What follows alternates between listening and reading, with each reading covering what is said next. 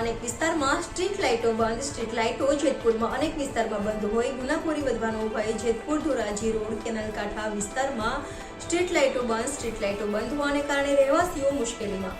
Dhoraji road canal કાંઠા વિસ્તારમાં street લાઇટો નગરપાલિકાની ઘણા સમયથી બંધ હોય છતાં નગરપાલિકા ઘોર નિંદ્રામાં.